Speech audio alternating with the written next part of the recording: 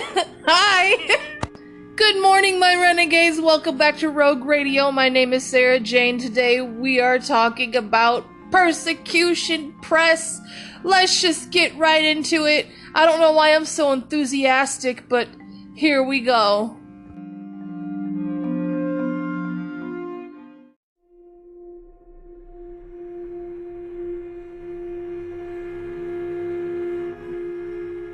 As always, if you have any comments, questions, or concerns, links of all of my platforms, Instagram, Twitter, YouTube, Facebook, Gofundme, all of that will be down in the description below. Be sure to check it out. Love you very much for listening. See ya. Well, see you in the next bit. Hang on.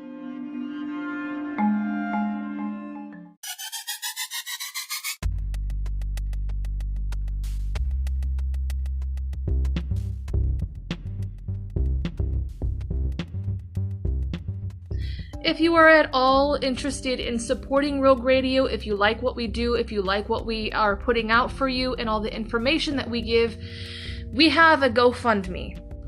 Every donation that we do receive will be put towards missions and also the expansion of our YouTube channel and our Anker. Missions is something that me and my husband believe in. We want to help people overseas, and seeing that there are many countries that do listen to this podcast, we want to be able to give back to you as well. And giving into missions and mission work and missionaries is something that we want to do. Our GoFundMe page will also be in the description below, so be sure to click and donate. Thank you very much. We love you very much.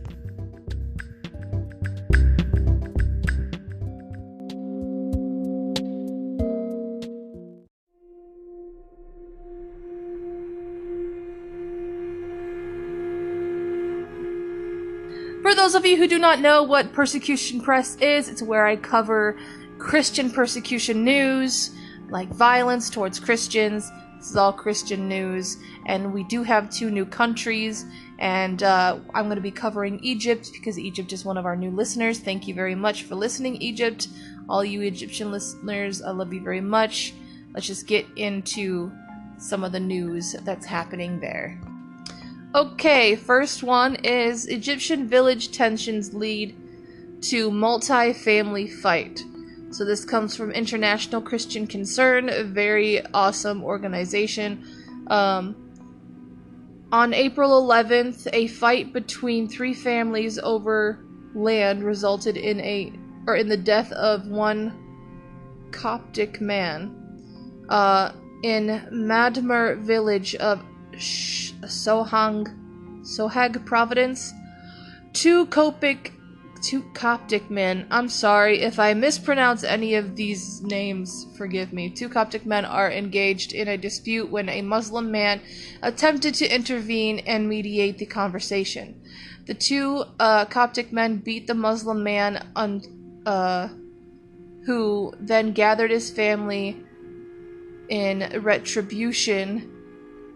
Is it retribution? Yes. The Al-Eswaya family then joined the escalating fight, and by the end, the Copt was killed and 9 were injured. Police arrived on the scene to quell the situation and send those injured to the hospital. Though the fight originated over land disputes and not sectarian issues, the tensions leading up to the fight signify the potential for violent outbursts in many mixed religion villages.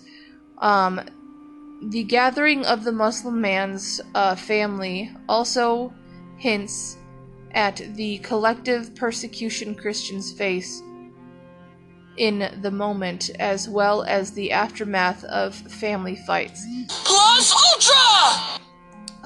The Christian community can face targeting or punishment for the actions of one small subgroup. Plus Ultra! Sorry, I forgot to mute my phone. My bad. Alright, the next one we're gonna do, let's see here. We're gonna try to do at least 3 of these stories in Egypt. So, breaking the cycle of poverty through child sponsorship. Okay, so this one I want to say is kind of like a praise report sort of thing, which is great. All of my sources come from persecution.org. It's really great if you want to learn about more about the lives of Christians overseas and everything. So, Hope House serves as a way to help children obtain a quality education and escape general poverty that Christian families often experience in Egypt. In many Muslim countries, Christians are considered third-class citizens. Christian children are denied a quality education, while their parents are without access to capital to start businesses and suffer constant job discrimination. This leaves them stuck in a unending multi-generational cycle of poverty. Currently, approximately half of the eligible children in ICC's Hope House locations do not have a sponsor. These children need support that will go towards their spiritual, physical, and mental well-being. ICC selects students for sponsorship who are consistent with, and those parents support their children's education. Each week on www.persecution.org, we highlight a child's story and unpack the unique challenges they face. Child sponsorship provides all of the following at no cost to the family: routine medical checkups and eye doctor visits, and medication and glasses when needed, clothing distribution a few times a year, monthly food packages for the whole family, school supplies, backpacks, pens, paper, etc., school fees, fun and educational group outings pre and post-COVID, other miscellaneous expenses, special meals at Easter and Christmas, informative medical sessions for the parents, etc. Now, I really like that, because if there are any Christian people in Egypt that are listening, go to persecution.org if you need your child to be sponsored, and to get a better education. If that's what you're interested in, just go to persecution.org. Hope House provides Christian students with supplemental classes, including literature, social studies, and mathematics, as well as discipleship and Bible classes. All Hope House students receive the same education, and unsponsored students occasionally receive smaller forms of support sporadically throughout the school year in the classroom. This can look like a healthy snack or a toothbrush. In a culture that tells them that they will forever be second-class citizens, Hope House provides an opportunity for a better life. If you feel led to sponsor a child at Hope House, please click here to learn more or contact ICC at icc@persecution.org.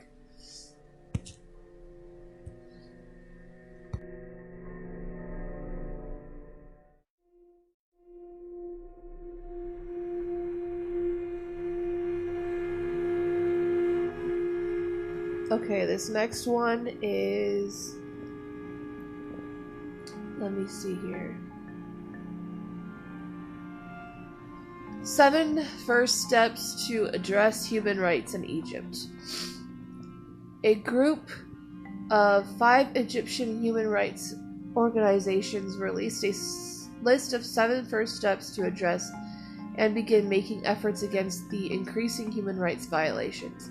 These first steps are meant to provide immediate relief should the Egyptian government choose to adopt them, though they are incomplete for full human rights restitution. Christians have increasingly suffered from the government imposition as human rights violations also increase. The first step indicated is the freeing of all political prisoners and those in prison for peaceful actions. This includes situations like Rami Camel, a Coptic advocate who has been imprisoned since November 2019. He and Patrick George Zaki are both detained in pretrial detention, leading to the second step, halting endless detentions. Accusing Christians and human rights defenders of multiple cases or continually renewing their detainment period is a common occurrence. That's awful. The third step recommended the lifting of the state emergency, which has been in effect for 4 years. The state of emergency was put in place on April 10th, 2017, the day after twin suicide bombings at Coptic churches on Palm Sunday. It has been utilized to allow for an extension of government oversight and authoritarian rule of arrests and home searches. The very real religious persecution and danger that Coptic Christians were facing in 2017 are now being politicized and manipulated. The fourth step, recommended by Egyptian Initiative for Personal Rights, along with 4 other organizations, is to stay all executions. What? Is to stay all executions. That don't make any sense. This is recommended for political and criminal cases until their cases can be reviewed by the Presidential Pardon Board. The fifth step is to stop criminal prosecutions of human rights activists and additionally close Case 173 that targets foreign funding and civil society organizations. The UN has also condemned this criminal prosecution. Step 6 is to withdraw the draft personal status law that was proposed in March 2021. If passed, women could lose many family rights, including regards to marriage, divorce, and guardianship over children. The seventh and final step recommended is to reverse the blocking of websites that are illegally imposed to censor media in the absence of court dates or court orders. It is recommended that with these steps implemented, human rights and therefore the religious freedom of Christians in Egypt can begin to turn around.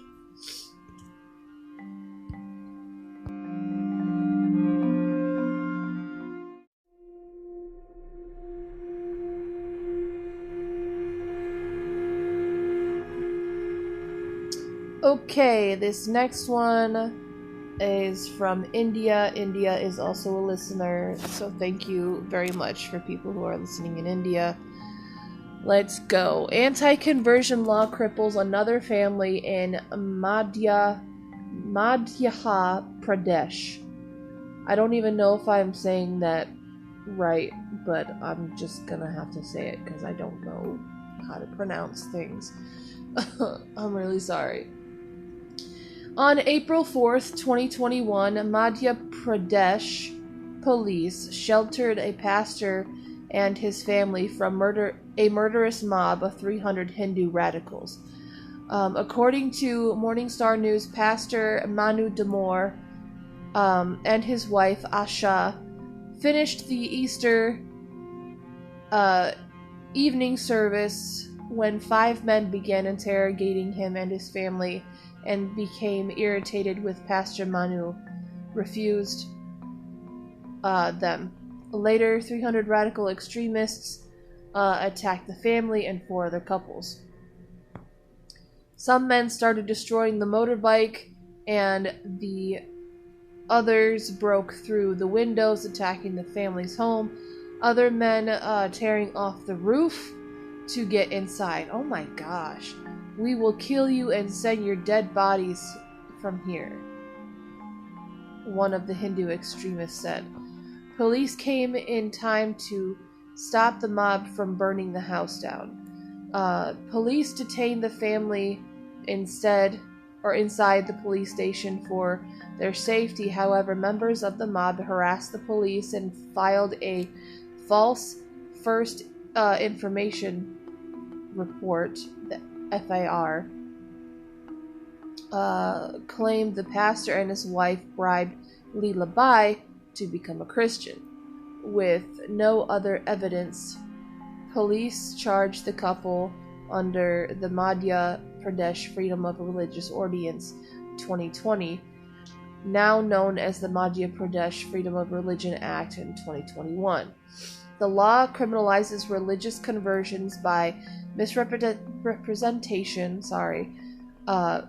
force, undue influence, coercion, inducement, or allurement by any fraudulent means or by marriage. So this basically means, for any of you who aren't up to date, there has been an anti-conversion law ever since I was a sophomore in high school in India. And I was about 17 at that time. So this has been going on for a very long time. This has been happening for a very long time.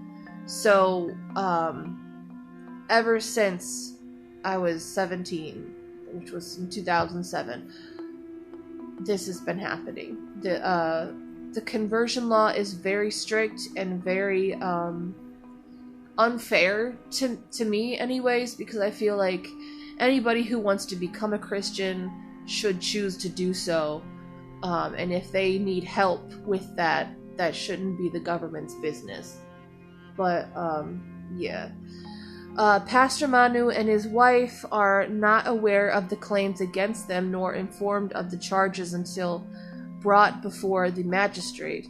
They had their 3 small children with them at that time, 4, 5, and 18 months old, for 2 weeks. Asha sat in a cell with 23 other prisoners until finally, on April 12th, she posted bail and returned to her children.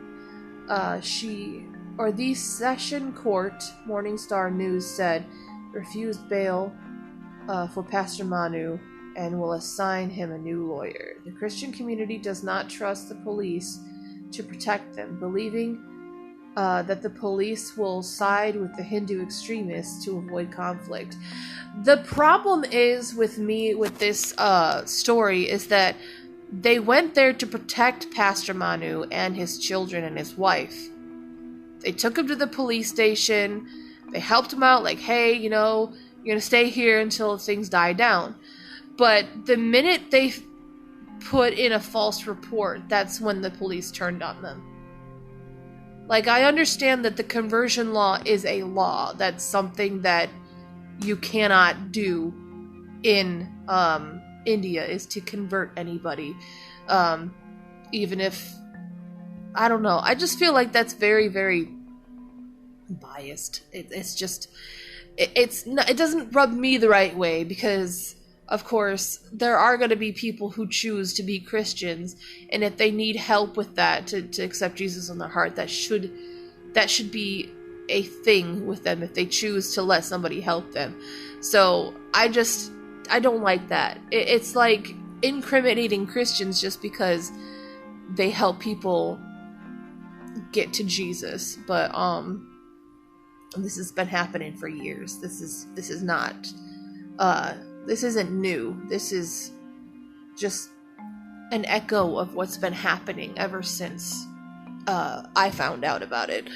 Ever since it started. And yeah. Prayers definitely for Pastor Manu, because he really needs to be with his family and his wife.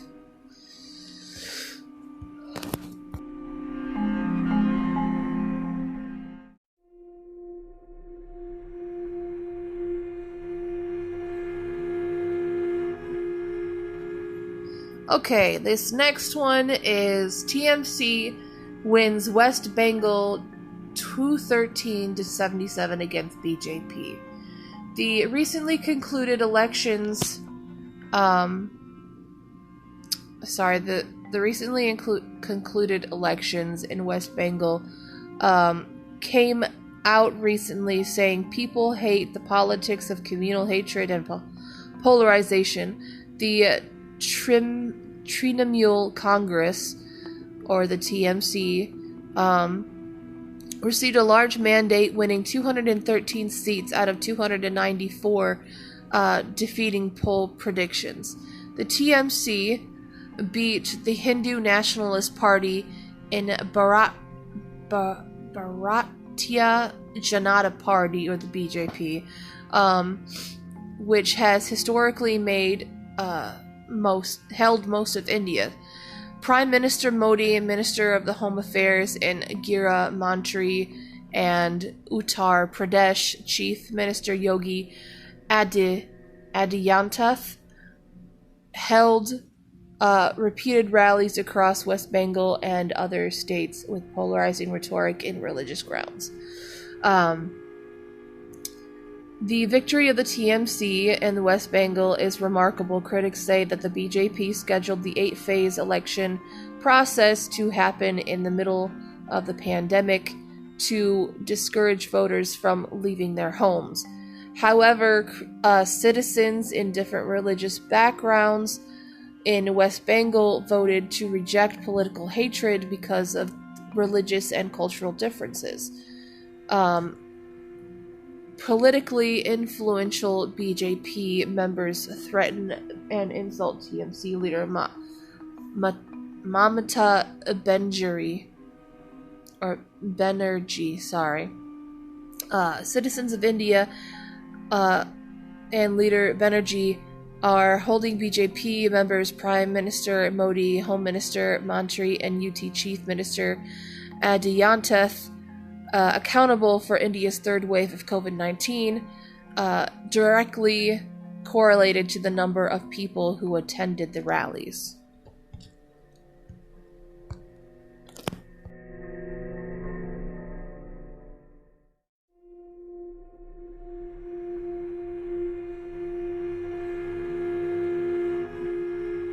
Okay, the next one from India is continued faithfulness of India's Bibles and bikes evangelists. I was gifted a Bible by a Christian friend that changed my life forever. Pastor Mahesh, one of the beneficiaries of the Bikes and Bibles for India initiative, recently told International Christian Concern, the ICC, Pastor Mahesh embraced Jesus as a youth while questioning Hinduism, the religion of his birth.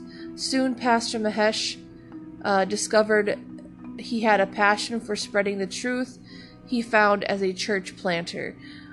Since his conversion, his family also came to know Jesus and supported his outreach ministry. Through his ministry, he planted a church in a remote village in India's Andhra Pradesh state. For the past 8 years, Pastor Mahesh has been a dedicated evangelist due to the remoteness of the location he serves. A bicycle is the most critical tool he uses to spread the gospel. In November 2018, ICC launched the Bibles and Bikes for India initiative with the ambitious goal of bringing the gospel to India's unreached by empowering 1,000 rural evangelists with a bicycle and 100 Bibles. Pastor Mahesh is counted among that 1,000 rural evangelists. I can never say rural. It's such an annoying word to pronounce. Rural. Sounds redundant when you say it. I'm sorry. Excuse me for complaining.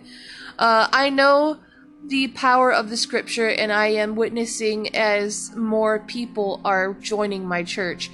Pastor Mahesh said, I have seen God's work in the lives of people. Thank you, ICC, for gifting me the Bibles and the bicycles. These resources have empowered me to do more work I could not afford. Your help makes a huge impact and is a big help to us in the ministry. ICC also provided food and medical aid to Pastor Mahesh and his family during the COVID-19 pandemic in early 2021. ICC achieved the initiative's goal of empowering India's rural evangelists by placing a bicycle and a box of 100 Bibles in the hands of the 1,000th beneficiary. In our community in prayer, or join our community in prayer for the continued access of pastors such as Pastor Mahesh in India's rural, unreached communities. I love reading stuff like that, especially when it comes to like how successful Voice of the Martyrs are with helping missionaries around the world. That just makes my heart warm. I don't know why. I just love it because those people who are literally on the front lines risking their lives every day to just preach the word of God and saying simple words like Jesus loves you. You know, that's so powerful, and God sees that. God really sees that. And I love people who do that. I just love that.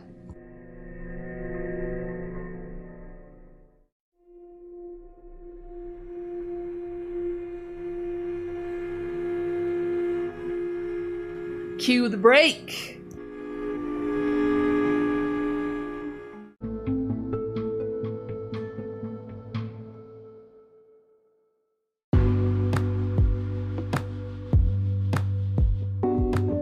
You want to know how I make some unique podcasts? If you haven't heard about Anker, it's the easiest way to make a podcast.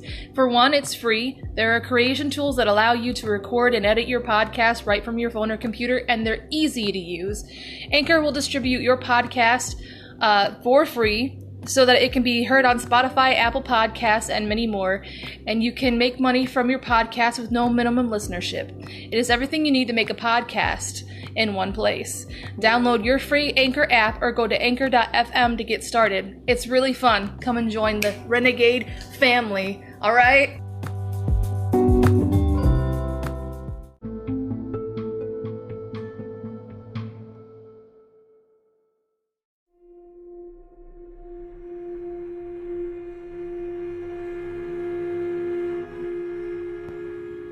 Okay, next one. I randomly picked a country and it was Guatemala.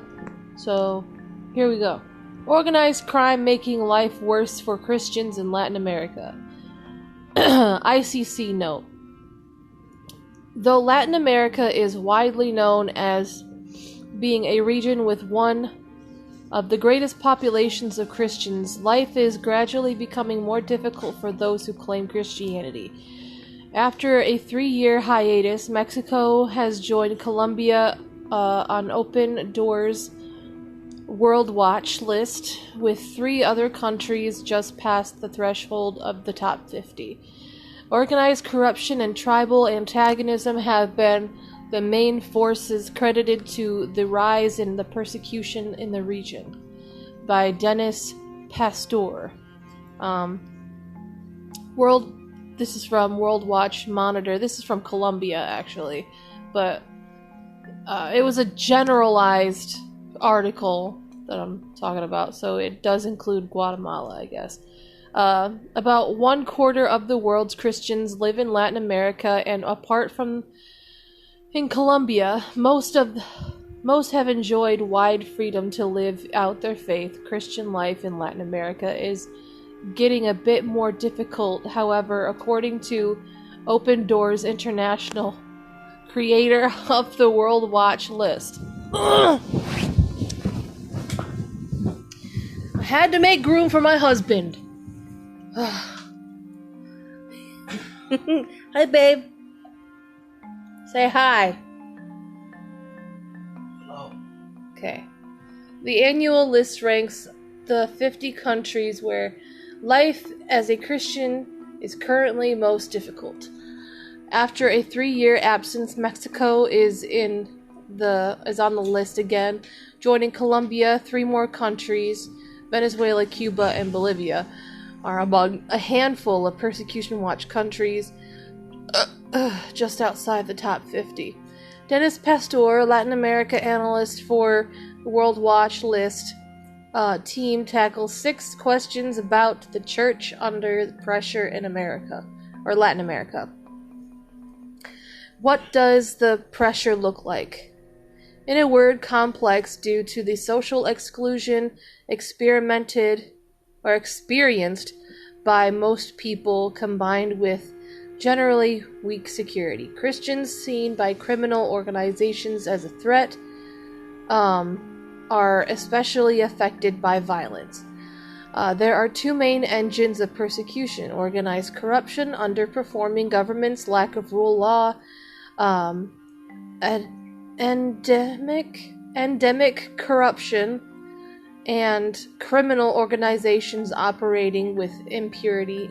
Colombia, Mexico, and Central America, tribal antagonism, traditional religions, a mix of indigenous paganism and popular Catholicism are reviving, especially in isolated areas. Indigenous converts to Christianity face all sorts of harassment, exclusion from basic social services, torture, and even expulsion.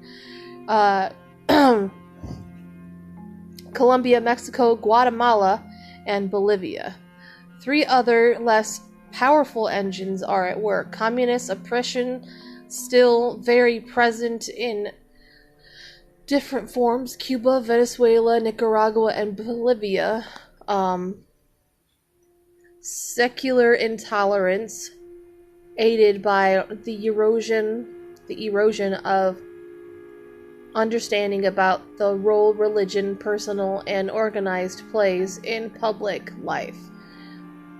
This is a growing issue all of Latin America. Ecclesiastical arrogance. The legal status of Protestant churches still remains an issue in some countries in the region, though the trend is abating.